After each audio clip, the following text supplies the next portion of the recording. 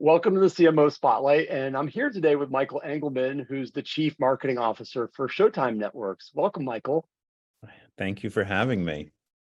I'm so happy to have you here with us. And I wondered if you could start by just telling us a little bit more about a brand name that many of us have known for a long, long time, but tell us a little more about SHOWTIME, the organization.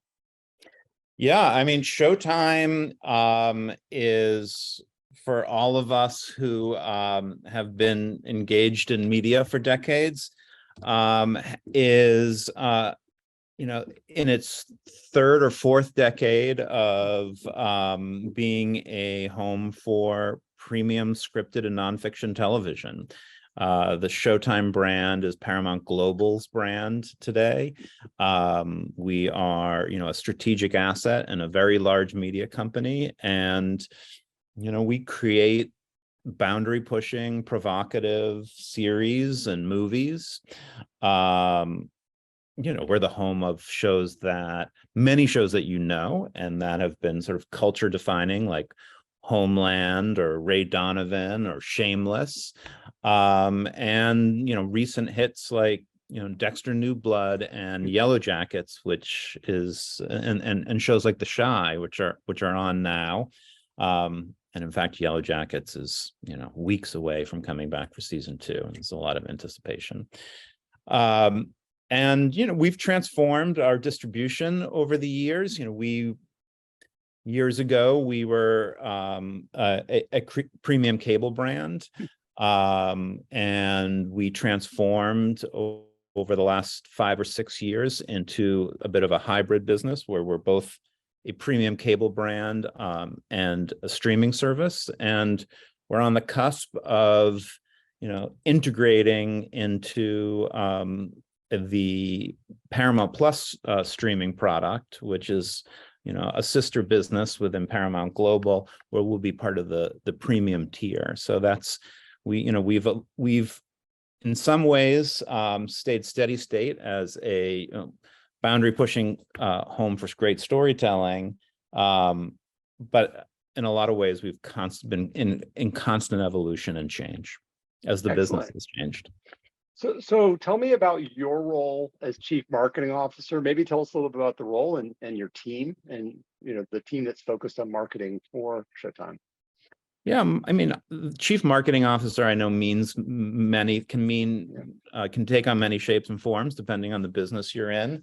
For a brand like Showtime, I have sort of 4 spheres of influence. We're a subscription business, so I think a lot about lifecycle marketing and how do we win and keep customers, and that sort of very data-driven flywheel that we need to keep running day in and day out to bring new people to Showtime, and in success keep them for as long as we can. That's one sort of area of influence, and a really important area. I also run the brand and title marketing groups, which is all about how do we sell our portfolio of titles. How do we understand what the sort of who our audience is, what they want, what the emotional benefits are of this portfolio, and connect the right title to the right customer. And by doing that successfully over time, build brand meaning.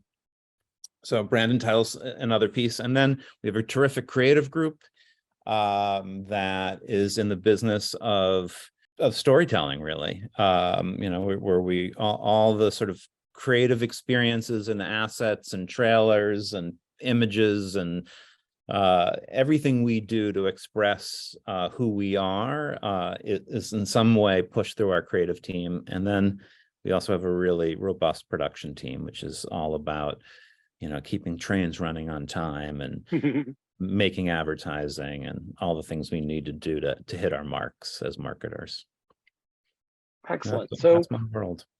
I understand that your most recent stop before you came to Showtime was with Turner Broadcasting Systems, which is TBS, TNT, and others. I'm curious just to hear a little bit more about your career journey that led you to Showtime.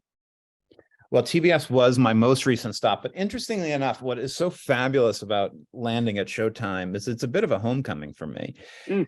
because I began my career in the 90s, to date myself, at MTV. And so I have been part of the, at that point, MTV was part of Viacom. We've since rebranded to Paramount Global, but I worked in New York at 1515 Broadway, which is, the corporate home to Paramount Global. I was a kid, didn't know a ton about the business, sort of found my way to what was MTV in those days didn't really have marketing. It was promos, we call it on-air promo. And I sort of learned, how the sort of fundamentals of advertising and promotion and marketing, sort of in a very hands-on way. And stayed at MTV for years, left, went to the agency side for a little while, where I learned a little bit more about sort of the sort of business of marketing, and realized I loved being the client. I didn't want to, I really wanted to be back client side, and I really enjoyed being in media, and sort of found my way back into media. Was at NBC Universal for a while, went to Turner, and here I am at Showtime, and I've worn a lot of hats along the way. And you made the move from New York to LA during that period of time as well, right? I did. I moved to LA about 7 years ago now. And at that time I was with Turner. I was with the LA office, Turner's LA office, which is just adjacent to the Warner lot. And that was a huge move. I mean, I'm from the East Coast. I grew up in Boston, spent more years in New York than I actually did in Boston eventually. And very much sort of couldn't imagine myself in a West Coast life, but it does sort of grow on you as you. Yeah. Fair to say you're a much bigger Red Sox fan than a Yankees fan, right? I am, although, interestingly enough, I have a very sort of individualistic 7-year-old son who has decided that he is a Yankees fan because he lived for the first few months of his life in New York City. Oh, the horror. And so okay. We have a house divided. I was very supportive of Aaron Judge's run for the home run record last year. Right. Fair enough. Can I drink coffee during the interview? Please do. Okay, please do. So I'm curious if there's a piece of advice that you wish that you had gotten early in your career, or maybe advice you'd give to somebody that's just starting out in their marketing career. Well, I mean, there are a few things probably. I think that the advice I give to people who are sort of in the early innings of a career is, risk gets harder to take as you sort of go along. And so don't be afraid to assess and evaluate the path you're on and make changes if you need to. That is, I think people become intoxicated by, it could be early success or sense of security. But if there's something that you can be excellent at, or something that you just have a desire to pursue, making those changes or adjustments to career path, you certainly can do it at any phase, I believe, but it's a more of a high wire act the older you get. Once you have mortgage and kids too, it's harder to make a major change in your career. You got personal responsibilities. Yeah. You start to become branded. You have a personal brand. You get seen a certain way, and there are all sorts of challenges. And change is difficult regardless. But I do encourage people who are starting out to sort of be honest with themselves and unafraid to make change if they need to. The other thing is, the career path you start on. I think this is probably, I am not unique in this, but these careers are not a trajectory. You're not going to just move sort of upward the whole time. There aren't just you're not Right. on a climb up a hill. There are valleys and you need to be prepared for them. And you would be the real exception. One would be the real exception to have a career that did not have failure and setback. And you have to you got to bake that in. Mm-hmm. I believe that everybody has a superpower of some kind. So I'm curious what you've been told your superpower is. I mean, I don't know. I mean, I feel uncomfortable with just associating a superpower. That's my sense of like, maybe that's my, you know, built-in sense of humility. But Maybe humility is your superpower. Maybe humility is my superpower. You know, I think I'm pretty good at making complicated things simple. And that has been, and finding ways to communicate complicated concepts in ways that have sort of precise impact, that have, you know, an emotional hook or make business sense. And you know, I love language and I love storytelling, and I love applying that to my job in a way where I take what is a very complex organism. Marketing is a complex function, but ultimately what needs to come from it needs to be very rudimentary and simple. And so I do try to sort of serve that as CMO, serve that concept. I've always felt that my very best quality, my humility, you know, I'm probably the most humble person in the entire universe. So just kidding. All right. So, well put. Yeah, it's funny. It is. It's funny. I think back to your earlier question. You know, another thing I often give as advice to people in the early days of a career is learn how to advocate for yourself in effective ways. Right. Yeah.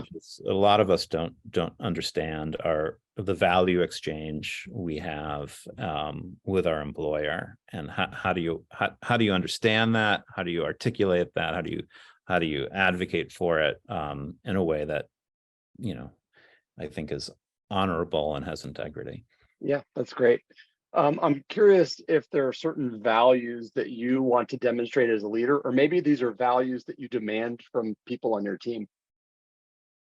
Well, I just mentioned integrity. I think integrity is an incredibly important value. I think human decency, you know, needs to, you know, we spend more time going through the processes we use to develop to deliver a product than we do with the product itself. And we spend more time with the people who are part of those processes, and we need to do it in a way that's human and decent and full of integrity. I also am attracted to professionally and personally expertise. You know, I love people who have subject matter expertise and are deep divers and really want to understand what they do for a living, understand the ecosystem in which they work. And, you know, I also like well-rounded people. You know, I do encourage people not to just be work monsters.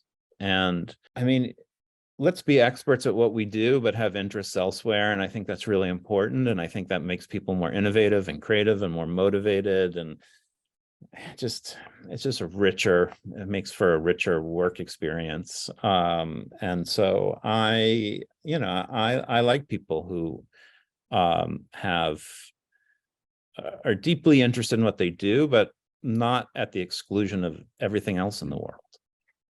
So how do you nurture subject matter experts? How do you get the best out of them when they're focused on maybe a, you know, niche of some kind?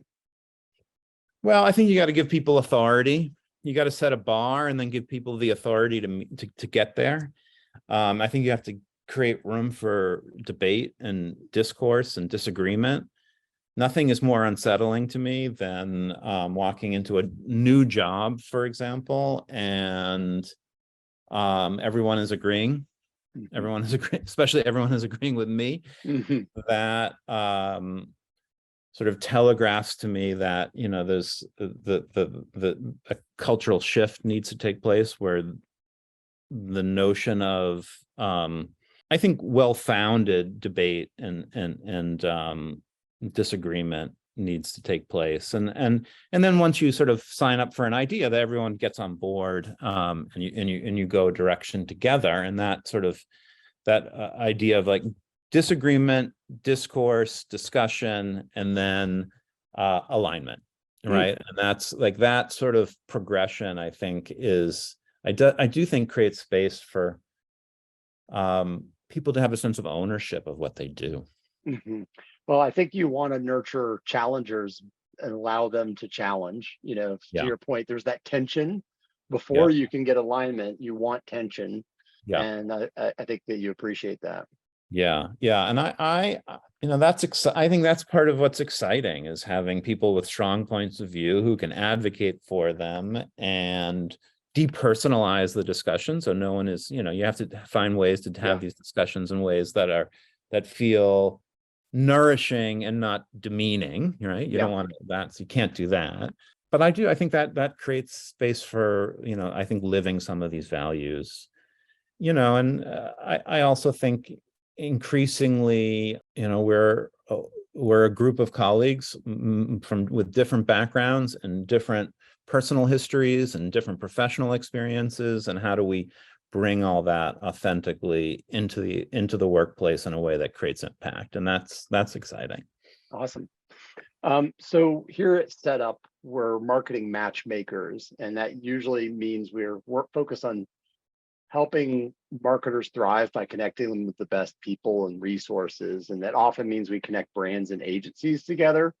But we're not a brand. We don't live on the brand side or client side. And we're not an agency. We live in that space between. And so we think a lot about that agency client relationship. And so I'm just curious, either at Showtime or maybe in a previous life, how do you generally work with marketing agencies? That's a good question, and a big question. I don't think there's actually a one-size-fits-all answer in terms of how we think about our relationship with agencies. I do like having in-house subject matter experts in all the sort of subspecialties that live under the umbrella of marketing. Mm.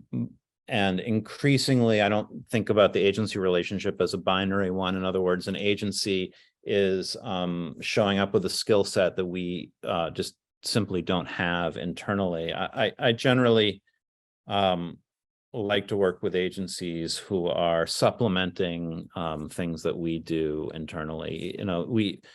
We and either helping us increase capacity, integrate, a greater sort of complement of ideas, to challenge us, and in some instances offer us either skills or technology that we don't have. Yeah, Increasingly in the MarTech space, marketing technology, whether it be SaaS or other areas, we absolutely need external partners who just have years of infrastructure built in that we can then plug into. And we certainly work with a lot of MarTech partners.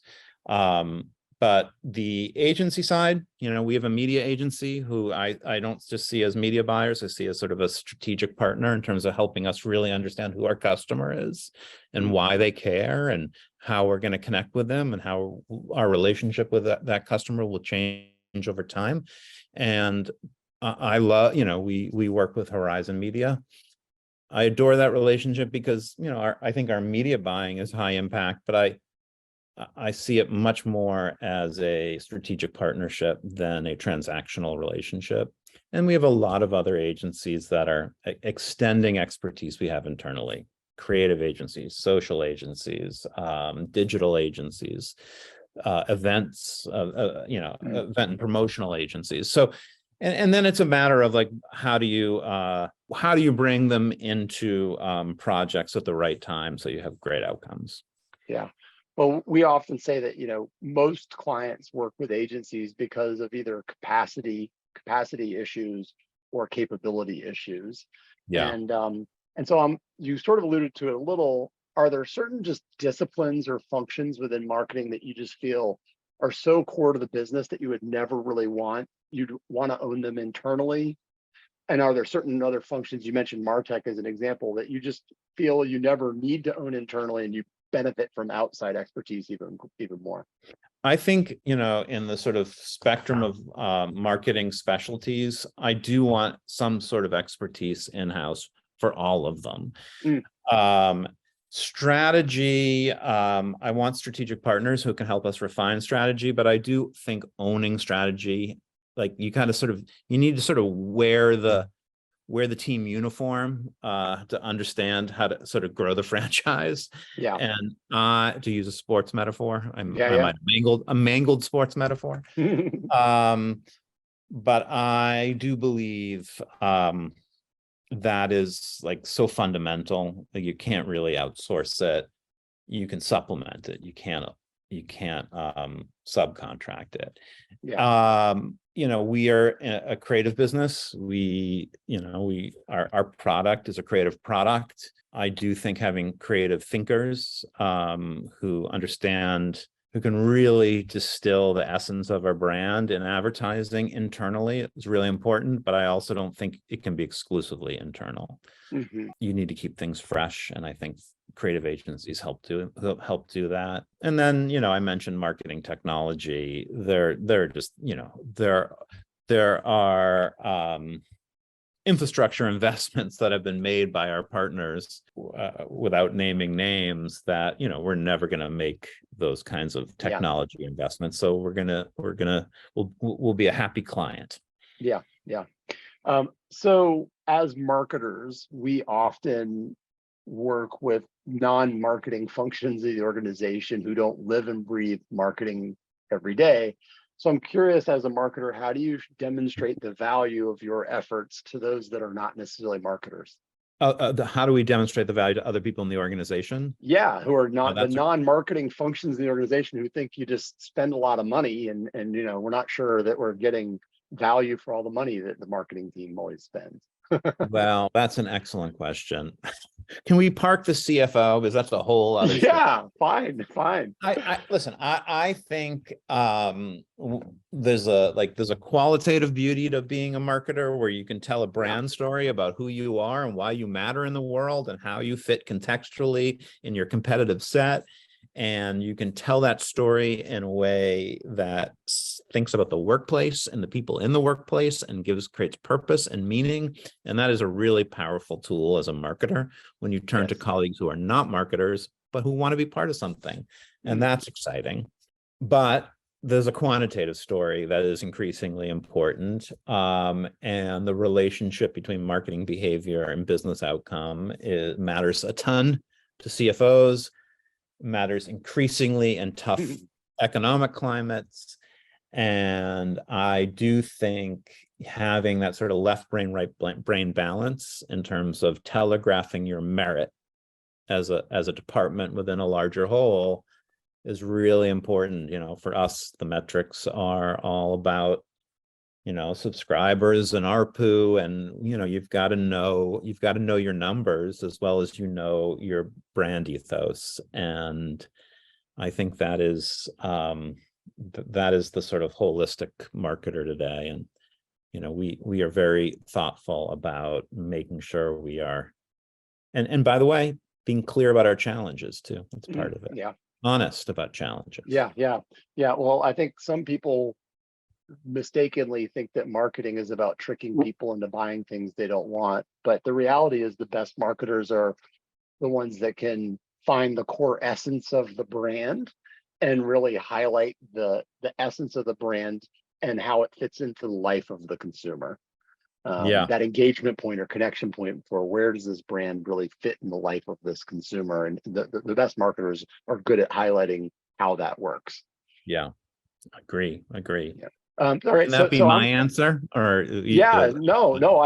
It can be. Hold on, let's do that now. That's a great answer. It's by the way, I love how you set up the notion of matchmaking, because I use that. By the way, I mean, I think about matchmaking a lot I often talk about, it's like there are two things you have to get really smart about. You have to get really smart about what your product is, like what is it that matters about your product, and really smart about your customer. And then it's just like, then the magic, Yeah. Well, and is we connecting. we talk a lot about the differences even between romantic matchmaking and professional or business matchmaking. And in romantic matchmaking, it's compatibility and chemistry. The compatibility is on paper, it looks great, and then chemistry is that spark that happens when the two meet in person. In business or even in marketing, I'd say it's more about capability and chemistry, right? So it's like you think about when a client selects a marketing agency, on paper, the agency might have the right capabilities and they might have the right experience to do the work, but you just might not have good chemistry with that team, or that Yeah. team might not have good chemistry with you. And so it requires good matchmaking, requires both the compatibility or capability and the chemistry to work. Yeah. Yeah. And I said this earlier about sort of when we were talking about superpowers, but I do find so much of our business is about so much about creating connection, and compatibility is about understanding how one another's the sort of the use of language and being able to connect with one another. I do feel a lot of people sort of miss each other just because they're speaking slightly different dialects. Yes, yes, yes. Okay, so this one's a fun question, and I'm curious if there's a campaign or program, either at Showtime or at Turner or in MTV or previous life, that taught you a great deal, either because it was a miserable failure and you needed to learn a valuable lesson that you carried, or it was a huge success that maybe you'd like to emulate again in the future. Well, that's a good question. I wish I had prepared for that. One of my big career learning experiences was I rebranded the Sci-Fi Channel, changed its name, which was a highly controversial and in some corners criticized brand evolution. It actually was the commercial impact was actually quite successful, and it was a global rebrand. For me, it was like fascinating experience personally because I had not done a lot in the international space until that point. So to think about how an entertainment brand balances a global brand ethos with the appropriate amount of regional iteration in terms of how we roll out from the US to many territories, all with different interests and appetites and relationships to media companies. How you do that in the right way, and that was such an enormous initiative. We were taking a brand that in those days, in the sort of ad-supported cable universe, was doing just fine and changing from a position of success, and taking what was the SCI-FI channel, which was a category generic and unownable, to a new bespoke spelling. Well, I think it worked. I think, I learned a lot about the branding experience. I learned a lot about the global experience. I learned about how important it is to tell a brand story in both your sort of business to business ecosystem and your consumer ecosystem. And it was just a big, complicated project that I think in many ways worked, and in some ways, I'm sure we could have done things differently. But it was such a massive initiative, and something that I feel, in hindsight, made me a better, smarter marketer. Yeah. Okay, so I've got a couple of questions for fun that are kind of rapid fire.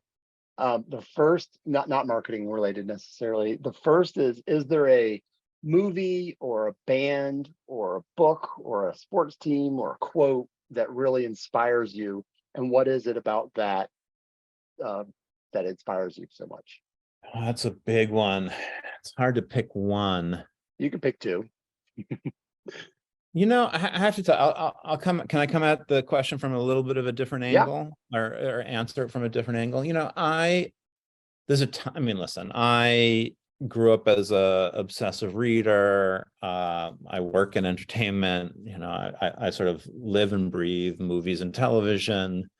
There's a ton that has inspired me. What has been really fascinating is, I'm a big music fan. I have a 7-year-old, and we just watched the Beatles doc on one of my competitors' services. And it was just so fascinating how riveted he was, like being At introduced to 7. this canon of music for the very first time. And it meant so much to me. Still does, but I hadn't really been thinking about it actively. And then here I was seeing somebody just be absolutely riveted by the creative process. And what I've loved about my career as a marketer in media and entertainment is that this creativity in what I do, but I also have proximity to people who are like thoroughbred creative thinkers, and watching the creative process and watching how people develop content and do it at such a high level has always been I find that so inspiring. And it can be, it could be somebody who's like working on like the next sort of AR app. It could be the next big scripted series, but watching creative people do creative is inspiring. And watching my son find his way into that world through this Beatles documentary was just really, I mean, I found it really moving. That's great. Well, and that redeems him somewhat for being a Yankees fan to me. But all right, so I got a couple more quick Okay, questions. So back sorry, to the we interview. went off. Yeah, two quick ones. Other than your family, I'm curious what else you find.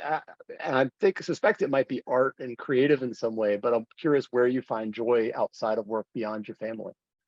I have to say, this is a very California answer, but I've been finding a lot of joy in hiking, which I did not do. I'm not a particularly outdoorsy person.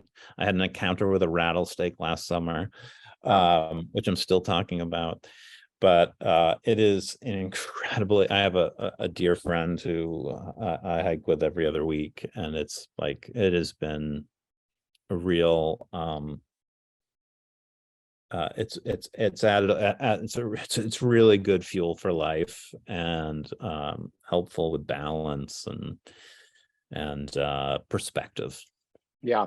Well, I think a lot of people even rediscovered hiking during COVID as well, because, it's one of the few safe activities and it's good for you too. Yeah. I mean, the exercise of it all, and it's also just helpful that you can do it year round here. For sure. I'm curious if there's a brand that you've never worked on that you really admire, and what is it about that brand that you admire? I think about a brand like Nike, and how it has done this really incredible thing. It's sort of grown as I've grown. I mean, Nike sort of became, went from, niche to mass in my lifetime. So in some ways, I feel like I have some sort of personal relationship to it, but I also think about those marketers and how successful they've been at being both incredibly consistent in regard to their ethos, but always innovating. And that that balance, that like a sort of perfect balance between knowing oneself and constant invention is just, why they are a case study in excellent branding. Yeah. Well, it's interesting to me. I think about, I work with a lot of students, and I think about brand and what that means. And to me, brand is long-term lead gen. Eventually they hope that you'll walk into a Foot Locker and choose the one with the swoosh instead of the one with the 3 stripes. But all of those other things they do are to cement that decision in your mind before you walk into the store. And they're masters at it. You're absolutely right. Yeah, they've really, they are, it's incredible. And also, they understood, I think there are many other examples of this in the sort of world of great brands and great marketing, but they always sold the emotional benefit, the emotional relationship between the product and the customer. They always understood that deeply. Yeah. And I think, the brands and marketers who get that, ultimately we're all trying to make connections, and we're all sort of going through a lifetime process of self-actualization. I think we are more effective and when we make emotional connections than 100%. than 100%.